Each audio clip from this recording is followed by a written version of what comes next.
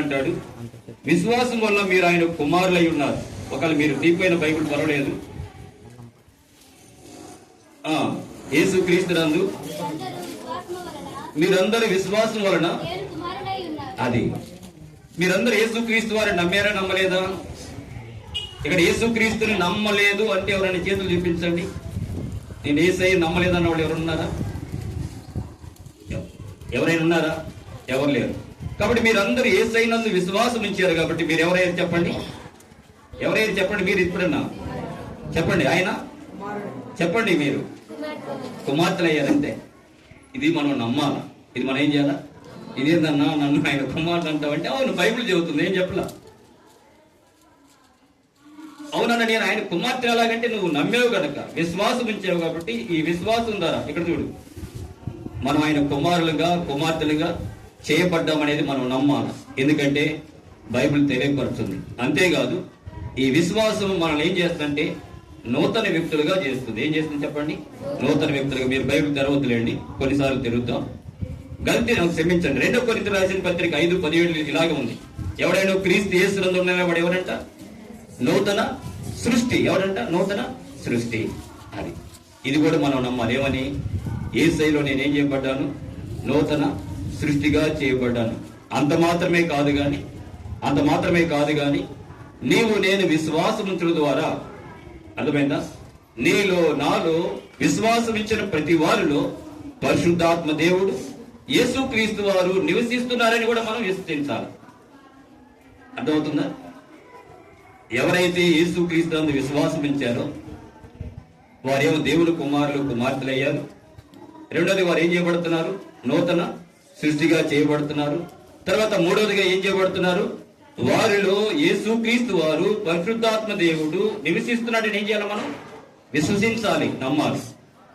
ఎఫెసీయులకు రాసిన పత్రిక 3వ అధ్యాయం 17వ వచనం.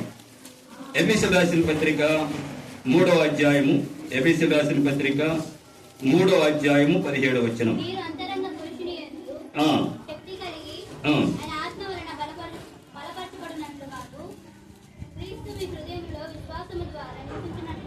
ఓకే, ఇప్పుడు చదవండి. క్రీస్తు మీ హృదయంలో ఏంటంట?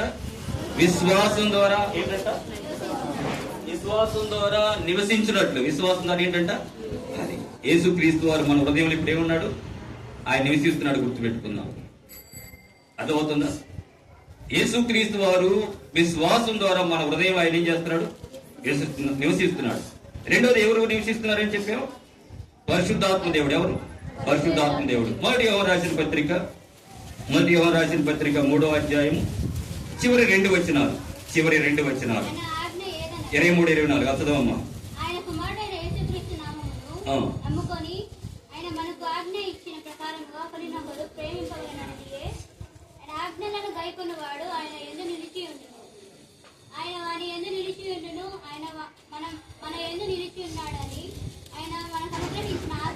చూడండి, ఆయన మనకు అనుగ్రహించిన ఆత్మ మూలంగా.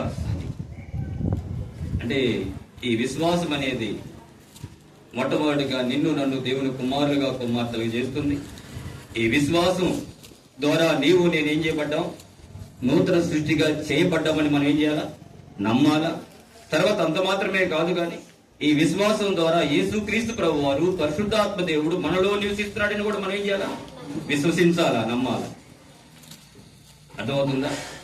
కాబట్టి నీలో నాలో మీరందరూ చెప్పారు. ఇక్కడ ఎవరు నేను యేసయ్యనందు విశ్వాసం లేదని ఎవరు చెప్పాలా? అర్థమవుతుందా? అందరూ మేము విశ్వాసం ఉంచారని చెప్పారు. మీ యొక్క అందరి హృదయాల్లో పరిశుద్ధాత్మ దేవుడు తర్వాత యేసుక్రీస్తు వారు ఏం చేస్తున్నాడంట? నివసిస్తున్నాడని మనం ఏం చేయాలంట? నమ్మాలా. నివసిస్తున్నాడని మనం ఏం చేయాలంట? నమ్మాలా. అయితే ఇప్పుడు మనం ఆత్మీయంగా అభివృద్ధి పొందాలంటే ప్రార్థన ద్వారా, పరిశుద్ధాత్మకు లోబడటం ద్వారా మనం ఆత్మీయంగా అభివృద్ధిలోనికి వస్తాం. ఎలా వస్తాం చెప్పండి? ప్రార్థన ద్వారా. రెండవది విశ్వాసం అని చెప్పానా? ప్రభువైన యేసుక్రీస్తు వారికి లోబడటం ద్వారా. దేని ద్వారా చెప్పండి? ప్రభువైన యేసుక్రీస్తు వారికి లోబడటం ద్వారా. అంటే దేవునికి మనం లోబడాలా. ఆయన నీలో ఉన్నాడు. మీ ఇంట్లో మీ తల్లిదండ్రులు ఉన్నారు కదా, అందరికీ ఏమని కాకుండా ఎవరికి లేకపోతే క్షమించండి. మీ ఇంట్లో మీ తల్లిదండ్రులు ఉన్నారు, కానీ వారికి మీరు లోబడితే అది అలాగన్నమాట. అలాగే మీ హృదయాల్లో పరిశుద్ధాత్మ దేవుడు ఉన్నాడు, యేసుక్రీస్తు వారు ఉన్నారు. అయితే ఆయనకి మీరు లోబట్టడం ద్వారా మీరేం చేయబడతారు? ఆత్మీయంగా అభివృద్ధిలోనికి వస్తారు, అది వృద్ధి పొందుతారు. ఒక వ్యక్తి ఆత్మీయంగా వృద్ధి పొందటం లేదంటే ప్రార్థన చేయటం లేదని. ఒక వ్యక్తి ఆత్మీయంగా వృద్ధి పొందటం లేదంటే అర్థమైందా? పరిశుద్ధాత్మ దేవుడికి, ప్రభుని యేసుక్రీస్తు వారికి ఏం చేయటం లేదు? చెప్పండి, లోబడి. చెప్పండి, లోబడి. చెప్పండి, తర్వాత పూర్తి చేయండి. లోబడి. అదే లోబడి ఉండటం లేదు, లోబడి. మీరెంతమంది మీ తల్లిదండ్రులకు వ్యతిరేకిస్తున్నారు? మీ ఇంట్లోనే ఉంటారు, మీకు అన్ని చూసేది వాటే. అలాగే దేవుడు నీలో నాలో ఉంటున్నాడు, కానీ ఆయనకు మనం లోబడకపోవటం వలన ఆత్మీయంగా మనం ఏంటంట వృద్ధిలోనికి రాలేకపోతున్నాం. అంటే వృద్ధిలోనికి రాలేకపోతున్నాం. అయితే ఇప్పుడు మనం ఏం చేయాలంటే ఈ ప్రార్థన తర్వాత ఆయనకు లోబడటం ద్వారా, ఆయన విశ్వాసం ఉంచడం ద్వారా వృద్ధిలోనికి రాగలము, వృద్ధిలోనికి రాగలము. రెండోది ఇంకోటి కానీ గమనించినట్లయితే, మనం వృద్ధిలోనికి రావాలంటే యేసు క్రీస్తు వారిని గురించిన జ్ఞానం కూడా మనకు ఉండాలి. ఏముండాలి చెప్పండి? యేసు క్రీస్తు వారిని గురించిన జ్ఞానం మనకు ఉండాలి. పేతురు రాసిన మొదటి పత్రిక 2వ పత్రిక 1వ అధ్యాయము 8వ వచనం నేను చదువుతాను. పేతురు రాసిన 2వ పత్రిక 1వ అధ్యాయము 8వ వచనం.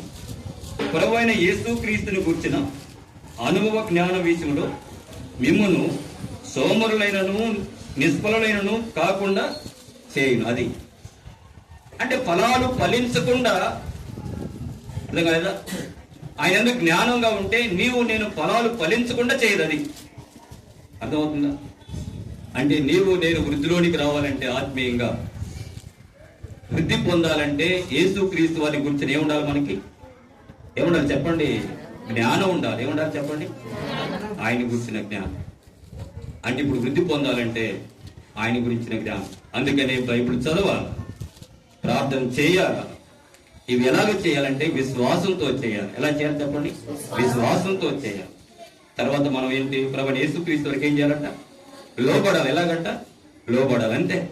ఆ పరిశుద్ధాత్మ దేవుడు నీకు నాకు ఏం చెప్తే దానికి లోబడితే అప్పుడు వృద్ధిలోనికి వస్తూ ఉంటాం.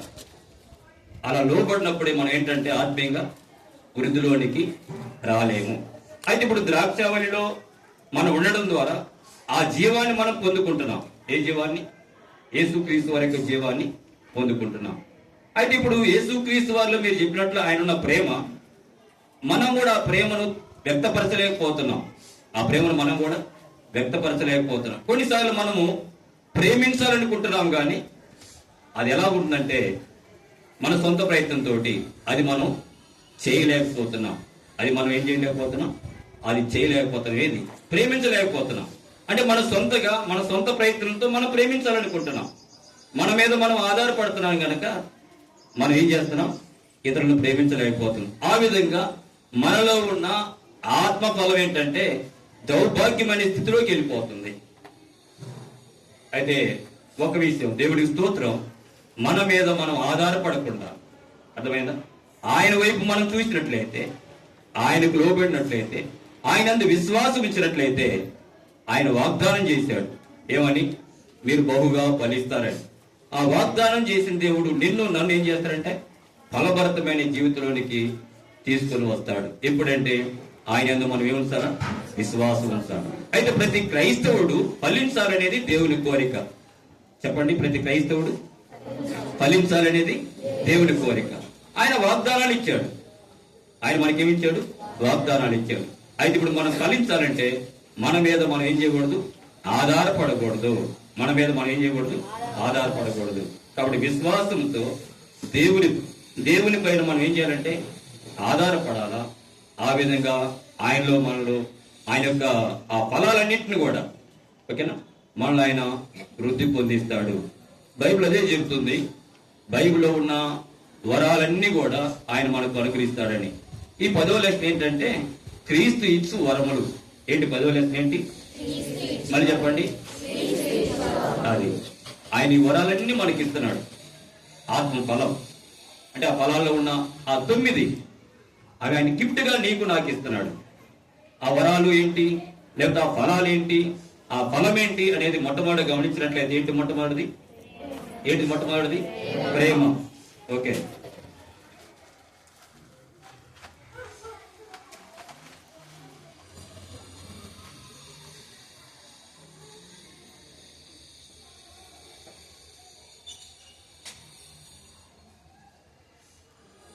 యేసుక్రీస్తు ప్రభు వారు.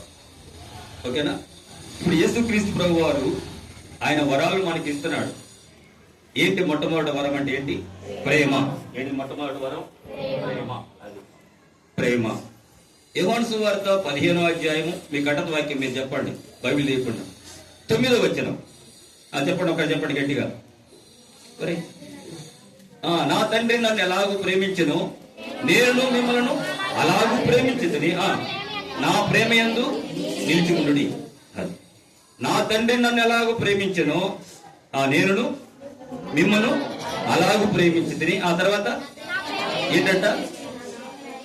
ఏంటి మళ్ళీ చెప్పండి? నా ప్రేమ. నా ప్రేమ. ప్రేమ అంటే ఈ అబ్బాయిది కాదు, ఆ అమ్మాయిది కాదు, నాది కాదు, ఇంకొకరిది కాదు. ప్రేమ అంటే ఆయనది. అది గుర్తుపెట్టుకోవాలి. ఇమానియలు ఎక్కడెక్కడ ఉండబాకు. అర్థమైందా? ప్రేమ అంటే యేసుక్రీస్తు వారిది. నా ప్రేమ యందు నిలిచి ఉండడి. ఆయన ఉచితంగా నిన్ను నన్ను ప్రేమించాడు. ఉచితంగా అంటే అర్థమైందా? ఏ తండ్రి, ఏ తల్లి, ఏ సేవకుడు, ఏ స్నేహితుడు, అర్థమైందా? దాదాపుగా నేను ఇప్పుడు 20 సంవత్సరాల క్రితం అంట సుధాకర్ అనే తాలేమన్నాళ్ళు తెలిసేమో, ఒంగోలు ఆంధ్రకేశ్వర దగ్గర వాడు ప్రేమించాడు. ఆ అమ్మాయి డిగ్రీ చదువుతుంది. మరి ఆ అమ్మాయి ఏం జరిగిందేమో, ఆ అమ్మాయి ప్రేమించరా, గొడవలు పెట్టుకొని వచ్చాడు బ్యాగులో.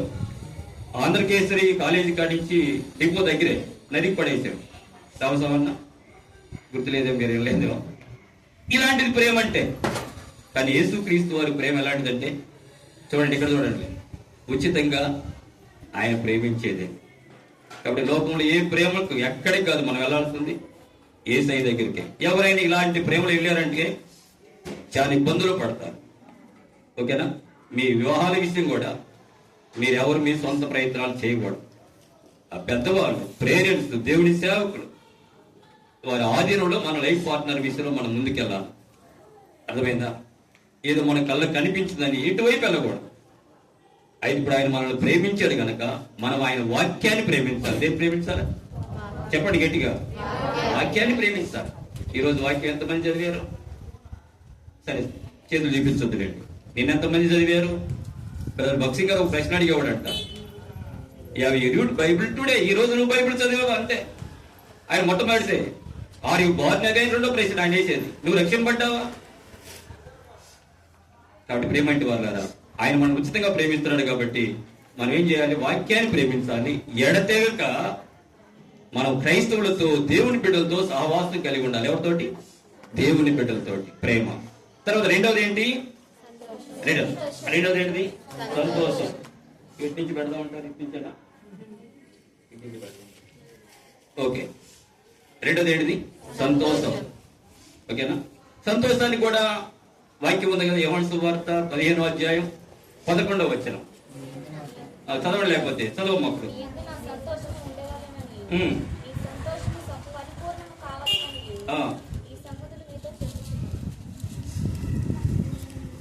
మళ్ళీ గట్టి చదవాలి.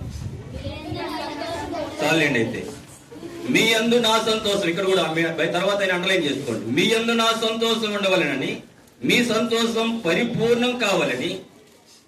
ఈ సంగతులు ఇక్కడ కూడా అన్నాడు, నా సంతోషం. ఎవరి సంతోషం అంట? యేసుక్రీస్తు వరకు సంతోషం. అర్థమవుతుందా? నిజమే. ఈ సంతోషాన్ని మనం పొందుకోవాలంటే యేసుక్రీస్తు వారిలోనే. ఎక్కడి నుంచి? యేసుక్రీస్తు. ఈ సంతోషం ఎలాంటిదంటే దుఃఖకరమైన పరిస్థితులు కూడా, ఏ పరిస్థితుల్లో? దుఃఖకరమైన పరిస్థితులు కూడా ఆనందించేది యేసుక్రీస్తు వారి ఇచ్చే సంతోషం. ఏ పరిస్థితుల్లో? దుఃఖం అంటే కన్నీరు గార్చాల. అర్థం కదా? అన్ని ఫెయిల్ అయ్యాను, ఇంటర్మీడియట్ సబ్జెక్టులు అన్ని పోయినాయి. ఇప్పుడు ఏం చేయాలా? సబ్జెక్టులు పోతే కదా, మార్కులు తగ్గితేనే ఏడుస్తా ఉన్నాం. అర్థమైందా? ఆయన పిల్లలుగా మనం ఏం చేయాలంట? సంతోషించాలి. ఆ తర్వాత ఏంటిదంట? తర్వాత ఏంటి? సమాధానం. యోహాను సువార్త 14:27 ఏమన్నాడు? ఏమని చెప్పండి? నా శాంతిని మీకు చాలు, చదవద్దులేండి. నా శాంతి. ఏం శాంతి అంట? అది శాంతి ఆయనది. నా శాంతి మీకు అనుగ్రహించి వెళుతున్నాను, లోకం ఇచ్చినట్టు కాదు. కాబట్టి మీ హృదయంలోనూ కలవరపడనీయకుడి, తర్వాత వెరవనీయకుడి. చూడండి జాగ్రత్త ఇక్కడ. అంటే దేవుని యొక్క ఈ సమాధానం అనేది ఏం చేస్తుందంటే భయాన్ని లేకుండా చేస్తుంది. ఆయన సమాధానము శాశ్వతమైనది. ఆయన సమాధానం ఎలాంటిది? శాశ్వతమైనది. తర్వాత ఏంటి? దీర్ఘశాంతం. ఏంటంట? దీర్ఘం. దీర్ఘం కా అంటే దీర్ఘం. అంటే మనం శాంతం ఎలా ఉండాలంట? అది ఒకటి చెప్పాడంట, రే ఈ అన్నకి అసలు కోపం రాదా? మంచోడు సంజీవన్ అన్నాడంట. నేను మంచోడు కదలేండి అని మీరు అనుకున్నట్టుగా ప్రభు తెలుసు అనుకోండి. ఇక అన్నాడంట, సంజీవన్ కోపం రాదు, కోపం రాదు, కోపం ఎంతసేపు చెప్పన్నా నీకు రాదు కోపం అన్నాడు. రాదు అన్నట్ట. చివరికన్నా 10 సార్ అన్నాడు. ఏమన్నట్ట? ఎన్నిసార్లు చెప్పాలి నీకు కోపం రాదు కదండి, ఏందన్నా కోపం పడ్డావు కదా అన్నాడంట. ఇలాంటిది కాదు. అర్థమైందా? దీర్ఘ శాంతం. ఏ శాంతం అంట? అది ఏ స్థాయిలో ఉంది. ఆయన ఎన్ని మాట్లాడినారు, ఎక్కడన్నా ఆయన ఏం కాలేదు, ఆయన తిరిగి ప్రశ్నించాడు. అర్థమైందా? తర్వాత తొలగెళ్తున్నాం. తర్వాత దయాలత్వం. ఏంటంట? దయాలత్వం. కీర్తన గ్రంథము 92వ అధ్యాయము 1-2 వచ్చినాం. క్షమించండి, కొలసి రాసిన పత్రిక 1:11.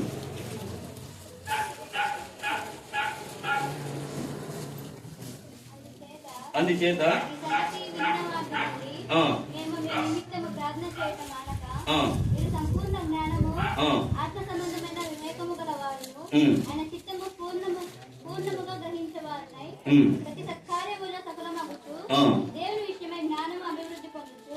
అన్ని విషయంలో ప్రభువును సంతోషపెట్టినట్లు ఆయనకు తగినట్టుగా నడుచుకునవలెననియు ఆనందముతో కూడిన పూర్ణమైన ఓర్పును దీర్ఘశాంతమును కనుపరిచినట్లు ఆయన మహిమ శక్తిని బట్టి దీర్ఘశాంతం కూడా అయింది. ఆయన ద్వారా మనం దీర్ఘశాంతాన్ని పొందుకుంటాం. ఆ తర్వాత ఏంటిది? మంచితనం. ఏంటంట? మంచితనము. ఆ తర్వాత ఏంటిది? విశ్వాసము. అంటే విశ్వాసం అంటే నమ్మకము. ఓకేనా? విశ్వాసం అంటే ఏంటి? నమ్మకము. మన దేవుడు నమ్మకమైన వాడని చెబుతూ వచ్చారు. అర్థమైందా? ప్రకటన గ్రంథము మీరు తీపక్కర్లేండి. 20వ అధ్యాయము 11వ వచనంలో 20వ అధ్యాయము 11వ వచనం. మరియు మధ్యలో చదువు. చూచితిని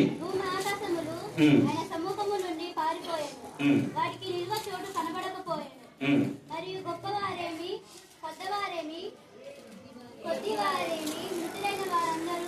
సరే, నేను చదువుతున్నానండి. ఇక్కడ దాని మీద కూర్చున్నవాడు నమ్మకమైన వాడును సత్యవంతుడు నామం కలిగిన వాడు. 19:11. నేను తప్పు చెప్పానా? ప్రకటన 19:11. ఆయన ఎవరంటే ఆయన నమ్మకమైన వాడు. ఎవరంట? నమ్మకమైన వాడు. తర్వాత ఎవరంట? ఆయన సత్యవంతుడు. కాబట్టి ఆయన యందు నిన్ను నన్ను కూడా ఆయన నమ్మకస్తులుగా నిన్ను నన్ను చేయగలడు. ఎలా చేయగలడు చెప్పండి? నిన్ను నన్ను ఎలా చేయగలడు? నమ్మకస్తులుగా చేయగలడు. అర్థమైందా? ఆయన నమ్మకస్తుడిగా చేయగలడు. తర్వాత కానీ గమనించినట్లయితే ఇంక తర్వాత ఏంటి? సాత్వికము. ఏంటంటారు? సాత్వికము. మత్తయి సువార్త 11:29 అన్నాడు, నేను సాత్వికుడను దేని మనసు గలవాడును. అది మీ మీద నా కాడి ఎత్తుకొని అది సార్. తర్వాత ఇక్కడ అంటున్నాడు, నేను సాత్వికుడును దీన మనసు గలవాడును మీ మీద నా కాడి ఎత్తుకొని నా యొద్ద నేర్చుకుని. కాబట్టి ఆయన సాత్వికుడు. మోషేని గురించి ఒక మాట చెప్పాడు. ఏమని? మోషే మిక్కిలి, నిన్ను నన్ను కూడా మిక్కిలి సాత్వికుడిగా చేయగలడు ఆయన సాత్వికాన్ని బట్టి. ఇది మాకు వీలు పడదనడానికి వీలు లేదు. అయితే ఇప్పుడు ఆయన ఒకటి, మనం అన్నిటిలో యేసుక్రీస్తు ద్వారా మనం మంచిని తీసుకోవడం, మంచి కార్యాలని వరాలను తీసుకోవడమే కాదు. కానీ ఇక్కడ కాడిలో ఒకటి ఏం చెబుతున్నాడంటే, నా కాడిని మీ మీద చూడండి, నా కాడిని మీ మీద ఎత్తుకొని. ఇప్పుడు ఆయన ఒకటి చెబుతున్నాడు, నీకు నాకు. ఆయన కాడి ఏంటంటే మనం మన మీద మెడ మీద కాడిని ఎత్తుకోవాలి. అర్థమైందా? ఈ కాడి అనేది సేవను చూపిస్తుంది. కాడి దేని చూపిస్తుంది? సేవను చూపిస్తుంది. కాడి అనేది కలిసి పని చేయడాన్ని చూపిస్తుంది. ఏం చూపిస్తుంది? కలిసి పని చేయడాన్ని చూపిస్తుంది. అర్థమైందా? అయితే ఇంకొక కాడి ఉంది. అదే రాజుల గ్రంథంలో కానీ, ఆది కాండంలో కానీ, లేకపోతే ఇరిమియా గ్రంథంలో కానీ ఆ కాడి ఎలాంటిదంటే అది భారమైనది, బరువైనది.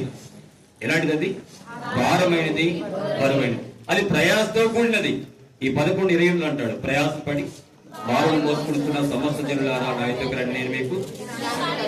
కాబట్టి లోకంలో నువ్వు అనుకునే కాడి అంటే సాతాను యొక్క క్రియలు, సాతాను సంబంధమైన వాటిలో ఉండడం ద్వారా వాటిలో మనం కలిసి పనిచేస్తూ ఉంటాం. ఎలా చేస్తున్నాం? అది ఎలా ఉండదంటే చివరికి మన మీద భారంగా, బరువుగా ఉంటుంది. అయితే ఆ కాడిని ఆయన తీసివేయడానికి ఈ లోకానికి వచ్చాడు. ఆయన కాడిని విరిసివేశాడు. ఆయన కాడిని విరిసివేశాడు. కాబట్టి మనం అందరం ఆయనకు సేవ చేయాలని. అర్థమైందా? ఆయన సేవ చేయాలని ఆయన కోరుతున్నాడు. చివరిగా వచ్చినట్లయితే ఏంటిది? ఆశా నిగ్రహము. ఆశా నిగ్రహము అంటే ఆశను మనం ఏం చేయాలంట? కంట్రోల్ ఉంచుకోవాలి, నిగ్రహించాలి. ప్రభువైన యేసుక్రీస్తు వారి గురించి రాయబడిన మాట 2 కొరింథీ 5:21 అంటాడు, ఆయన యందు ఏ పాపం లేదు. ఆయన యందు ఏంటంట? ఏ పాపం లేదు. ఆయన యందు ఏ పాపం లేదు. కాబట్టి యేసు ప్రభువు వారు కూడా వీటన్నిటిని జయించాడు. ఏంటంటే ఆశా నిగ్రహం ఎలా వచ్చిందంటే ఒక మాట జాగ్రత్త చూడండి. యేసుక్రీస్తు వారు తండ్రికి అన్ని విధాలా లోపడ్డాడు. అది అన్నిటికీ ఆయన లోపడ్డాడు కాబట్టి ఎక్కడ ఆయన చెప్పుకోలేదు కాబట్టి ఆ ఆశలన్నిటినీ ఆయన అధిగమించాడు. అలాగే నీవు నేను కూడా యేసుక్రీస్తు వారికి లోబడటం ద్వారా, అర్థమైందా, ఈ ఆశలన్నిటి కూడా మనం ఏం చేయగలం? అధిగమించగలం. ఏం చేయగలం చెప్పండి? అధిగమించగలం. ఈ ఆశలు ఎలా పోతాయి అంటే ఆయనకు లోబడితే ఆటోమేటిక్ అన్ని పోతాయి. అయితే ఇక్కడ గమనించినట్లయితే 9లో మొట్టమొదటి ప్రేమ, సంతోషము, సమాధానం. ఈ మూడు ఏం తెలియపరుస్తున్నాయి అంటే దేవునితో నీకు నాకు ఉండే సంబంధాన్ని తెలియపరుస్తున్నాయి. ఏం తెలియపరుస్తున్నాయి చెప్పండి? దేవునితో మనకుండే సంబంధం. జాగ్రత్తగా రండి. దేవునితో నీకు నాకుండే సంబంధం అంటే నీలో ప్రేమ, సంతోషం, సమాధానము ఉన్నాయంటే దేవునితో నీకున్న రిలేషన్షిప్ అది. తర్వాత వచ్చినట్టు 3 దీర్ఘశాంతము, దయాలత్వము, మంచితనం. ఇది అంటే నేనున్నాను, నాకు దేవునితో అవి 3. తర్వాత ఈ 3 ఏంటంటే నాకు ఇతరులతో ఉండే సంబంధాన్ని చూపిస్తున్నాయి. అంటే దీర్ఘశాంతము, దయాలత్వం, మంచితనం ఉంటే ఇతరులతో నా రిలేషన్ ఎలా ఉంటుందో అర్థం అవుతుంది. తర్వాత 3వది ఏంటంటే విశ్వాసము, సాత్వికము. ఇవి ఎలాంటి చూపిస్తాయంటే నీవు నేను ఎలాంటి వారిని చూపిస్తాయి. ఈ ఆశ నిగ్రహం ఒకటి, విశ్వాసం ఒకటి, సాత్వికం. ఎలాంటి వాడు సంజీవ్ అంటే ఇంట్లో బట్టి తెలిసిపోతుంది. అర్థమైందా? కాబట్టి ఈ 9లో 3 భాగాలు. మొదటి 3 దేవుడితో నీకు నాకుండే సంబంధం ఎలా ఉందో చూపిస్తాయి. తర్వాత 3 ఏంటంట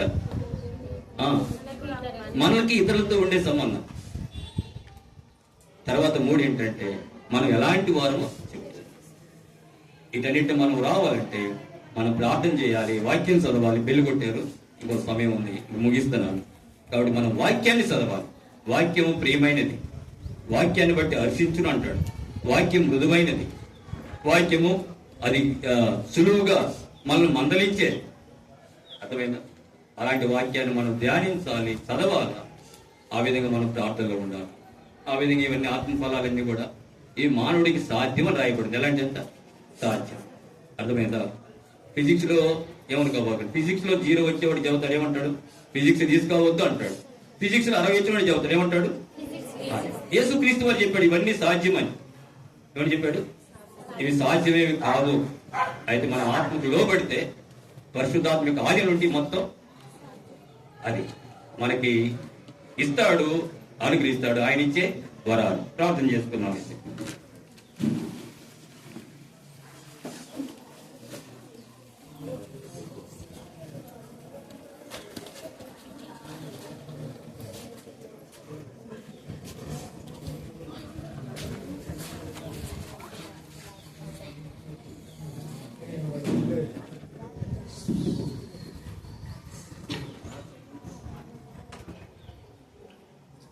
అర్థమైందా? లెసన్ అర్థమైంది కదా? ఇవన్నీ ఎక్కడ ఉన్నాయి? బయట ఎక్కడ షాపులో ఉంటే కొనుక్కోవచ్చు కదా మనం, చక్కగా కష్టం లేకుండా. అవన్నీ ఎక్కడ ఉన్నాయి? యేసు ప్రభులోనే ఉన్నాయి. 9 రకాల ఆత్మఫలాలు. అందుకే యేసు ప్రభు అన్నాడు, నేను ద్రాక్షావళి. ఈ ద్రాక్షావళిలో ఏమున్నాయి? ప్రేమ, సంతోషము, సమాధానము, దీర్ఘశాంతము, దయాళుత్వము, మంచితనము, విశ్వాసము, సాత్వికము, ఆశీర్వాదము. ఇవన్నీ ఎక్కడున్నాయి? ఈ ద్రాక్షావళిలో ఉన్నాయి. ఈ ద్రాక్షావళిలో ఇక్కడ ఫలాలు ఉంటాయి కదా, ఈ ఫలాలకి నిమ్మకాయలో ఉన్నటువంటి పులుపు వచ్చిందా? రాదు. ఇక్కడ ఏవైతే ఉన్నాయో ఇవి మాత్రమే దాని ఫ్రూట్స్కి ఇస్తా ఉంటుంది కదా. అట్లాగే యేసు ప్రభులో ప్రేమ, సంతోషము, సమాధానము, దీర్ఘశాంతం, దయాళుత్వం అన్నీ కూడా అక్కడ ఉన్నాయి. మనం ఈ ఫ్రూట్స్గా ఉంటే ఇవి మనకు వస్తాయి. కాబట్టి ఇప్పటి వరకు మనం లోకంలో ఉంటే ఇప్పుడు మనం ఏం చేయాలా? ఇప్పటి వరకు మనము చింత చెట్టుకో లేకుంటే మిరప చెట్టుకో ఉన్నాం. ఇప్పుడు దాన్ని ఏం చేయాలా? చింత చెట్టుకున్న దాన్ని తీసుకొచ్చి దీనికి ఏం చేయాలా? అంటు కట్టాలి. అంటు కట్టడం గురించి ఉంది కదా, గ్రాఫ్టింగ్ అంటారు. ఎప్పుడైతే దీన్ని తీసుకొచ్చి దీనికి అంటు కట్టుతామో దీంట్లో ఉన్నటువంటి ఆ సాఫ్ట్నెస్, ఆ ప్రేమ, సంతోషం ఇవన్నీ కూడా ఒకవేళ మనం లోకంలో ఉన్నా కానీ అంటు కట్టడం ద్వారా ఈ ద్రాక్షావళిలో ఉన్నవన్నీ కూడా మనలోనికి వస్తాయి. కాబట్టి తీర్మానం చేసుకోండి. రండి, ఇది చివరి రోజు కదా, ఒక చిన్న తీర్మానం. నేను ఎక్కువ టైం తీసుకోను, టైం లేదు. తలలు వంచుదాం. ఇప్పటి వరకు స్నేహితులు, లోకం, శరీరాశ, నేత్రాశ, జీవపడం అనేకమైన వాటిలో మనం ఉన్నాం. మన జీవితాన్ని యేసు ప్రభువా నీకు అంటు కడుతున్నానయ్యా తీర్మానం చేసుకుని వెళ్దాం. ఇంకా ఎన్ని రోజులు? 5 రోజులు ఉన్నా. ఉపయోగం ఏమన్నా ఉందా? నువ్వు తీర్మానం చేసుకొని గుండా వెళ్తే నీ తల్లిదండ్రుల యొక్క ప్రయాస ఏంది, సంఘం ప్రయాస ఏంది వ్యర్థం కాకుండా ఒక తీర్మానం చేసుకుని ఇక్కడి నుంచి వెళ్ళి, ఒకవేళ నువ్వు ఇష్టపడుతున్నట్లయితే ప్రభు నిన్ను తీయని ఆత్మ ఫలాల్లో ఒక ఫలంగా నేను ఉంచాలనుకున్నాను. నువ్వు చేయాల్సింది ఒకటే, యేసు ప్రభు నేను చేయత్తమని చూపిను, నీ అంతకు నువ్వే తీర్మానం చేసుకో. ఇక్కడ నుంచి తీర్మానం చేసుకుని వెళ్ళాలని ప్రేమతో మనవి చేస్తాను. ప్రేమ కలిగిన తండ్రి, దయగలిగిన మా దేవ, నీ సన్నిధిని మాతో కూడా ఉంచి చివరి సెషన్లోనికి మమ్మల్ని ప్రవేశపెట్టారు. ఈ ఆత్మ ఫలాలన్నీ మీలోనే ఉన్నాయన్న సత్యాన్ని మాకు బయలుపరిచారు. మేము మీలో ఉంటే తప్ప మేము ఫలభరితం కాలేము, లేకుంటే ఇంకా లోకం మాలోనే ఉంటుంది. మీతో అంటుకట్టుబడట ద్వారా మేము లోకాన్ని విసర్జించగలుగుతాం. దయతో జ్ఞాపకం చేసుకున్న ఆయన బిడ్డలు కొందరు ప్రభా సిగ్గుతోనో భయంతోనో చేయత్తడానికి సంశయిస్తున్నారు.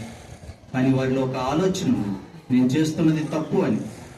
మీరే వారితో మాట్లాడండి, సరిచేయండి. రాబోయే దినాల్లో నీ నామహిమార్థమై జీవించడానికి కృప చూపించమని ముందున్న సమయం ఆశీర్వాదకరంగా దీవెనకరంగా పంచిపెట్టమని యేసు నామమున ప్రార్థిస్తున్నాం తండ్రి, ఆమేన్.